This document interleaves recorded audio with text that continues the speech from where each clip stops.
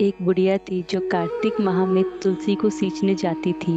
और जब भी वह जाती तो तुलसी माता से कहती कि हे माता, सत की दाता, मैं तेरा बिरवा सींचती हूँ।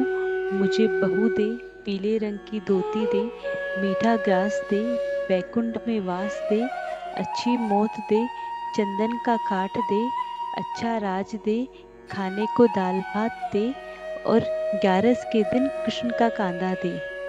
बुढ़िया माँ की यह बातें सुन तुलसी माता सूखने लगी। तुलसी माता को यूं सूखते देख भगवान कृष्ण ने पूछा कि हे तुलसी, तुम दिन प्रतिदिन क्यों सूखती जा रही हो? तुलसी माता ने कहा कि बस मेरे मन की मत पूछिए प्रभु। भगवान ने कहा कि मैं नहीं पूछूंगा तो और कौन पूछेगा। इस पर तुलसी माता कहती है कि एक बुढ़िया आती है और अपनी बात कहकर चली जाती है। मैं उसकी सभी बातें पूरी कर दूंगी, लेकिन कृष्ण का कांधा कहाँ से लाऊंगी? भगवान कृष्ण बोले कि वह मरेगी तो अपने आप ही कांधा देने आ जाऊंगा। तुम बुढ़िया माई से यह बात कह देना।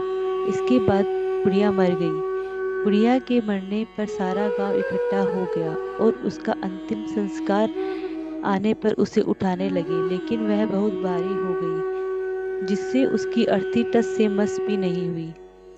सभी बोले कि यह तो बहुत संस्कारी थी, बहुत पूजा पाठ करती थी, कोई पाप नहीं किया, फिर यह इतनी भारी कैसे हो गई?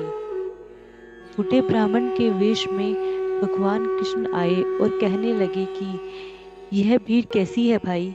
तब गांव वाले बोले कि यहाँ एक बुढ़िया मर गई है और वह इतनी पापिन थी कि उसकी अर्थी भी नहीं उठ रही है, वह बहुत भारी हो गई है। भगवान बोले कि मुझे इसके कान में कुछ कहने दो, फिर यह उठ जाएगी। भगवान बुढ़िया के पास गए और उसके कान में कहा कि माई, तू अपने मन की कर ले, पीतांबर की धोती ले, मीठा ग्रास ले, वैकुंठ में बास ले, चटक की चाल ले, चंदन का काठ ले, झालर की झंकार ले, दाल भात जीम ले, और कृष्ण का कांधा ले। भगवान की सभी बातें सुनकर बुढ़िया हल्की हो गई। भगवान अपने कंधे पर उसे ले गए। बुढ़िया को मुक्ति मिल गई और वह बैकुंठ को चली गई। हे तुलसी माता, जैसे आपने उस बुढ़िया माई की मुक्ति की, वैसे ही सभी की करना। जैसे भगवान ने उसे कांधा दिया, वैसे सभी को देना।